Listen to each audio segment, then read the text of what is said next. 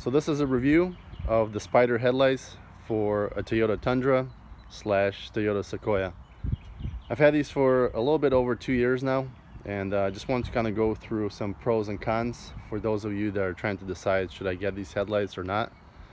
I'll cover the cool things about them and some things that may be as a little bit of frustration.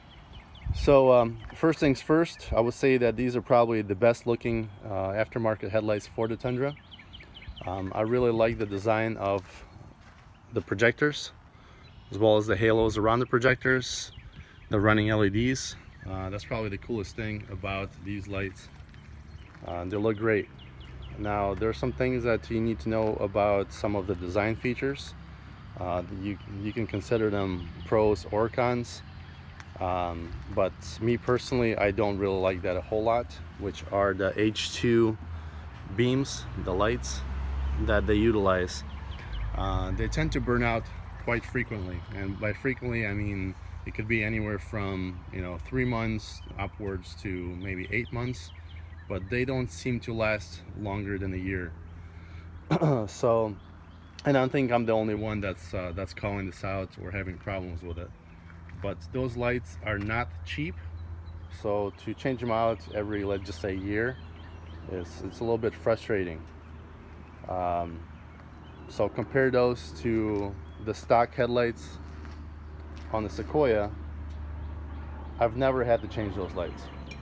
I've had this truck for quite some time. Same thing with my wife's Sequoia. We've had that one for over 4 years now, I think, and never had to change the lights. So I don't know if it's just the design or the type of bulb that's being used, but the stock ones tend to hold off much longer than these H2s that the Spyder utilizes. So next thing, let's talk about the problem with these lights. I'll pop the hood real quick. The problem with them is that they tend to leak, and you'll get some moisture inside and it'll start to fog up.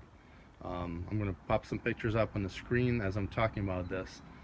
But the problem with these lights is that, and again, I'm not dissing on Spyder, and I'm not dissing on their warranty or support, but the quality of how these headlights are made, they do have a little bit of a design flaw. And the problem with them is, I'll put on this headlight first, is that they tend to separate where there's this joint, where the clear meets this black housing.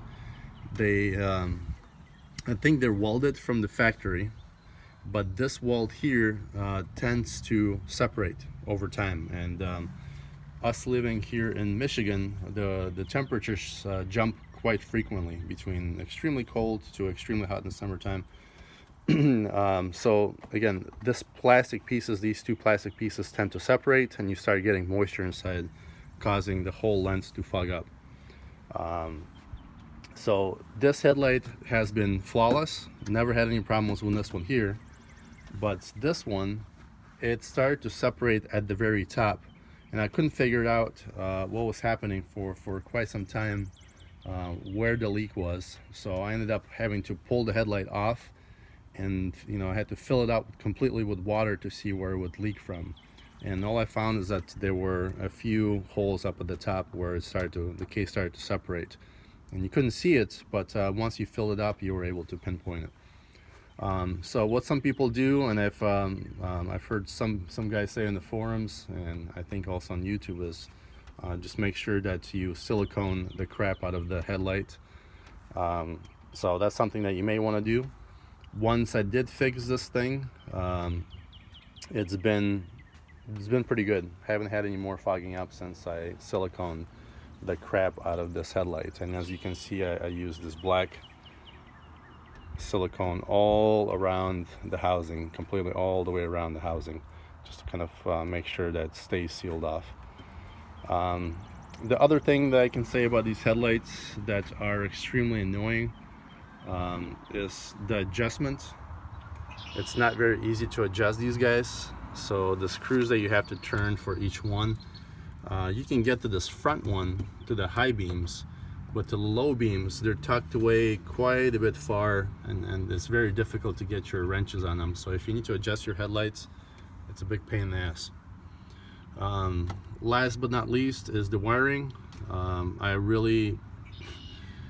would have expected Spyder to come up with a better design for splicing into your harness, because all they're telling you to do is just simply cut the wires and you figure it out. So I would think that for the money that you're spending, they would give you some connectors that you could just plug up and would be waterproof, but they didn't provide anything like it. And again, it's not something that's a showstopper. You can definitely do all that stuff yourself. Get yourself some harness connectors, or do some soldering. But again, you would expect for the money that you're paying that they would provide something for you. So that's pretty much it. I think that would summarize the negatives.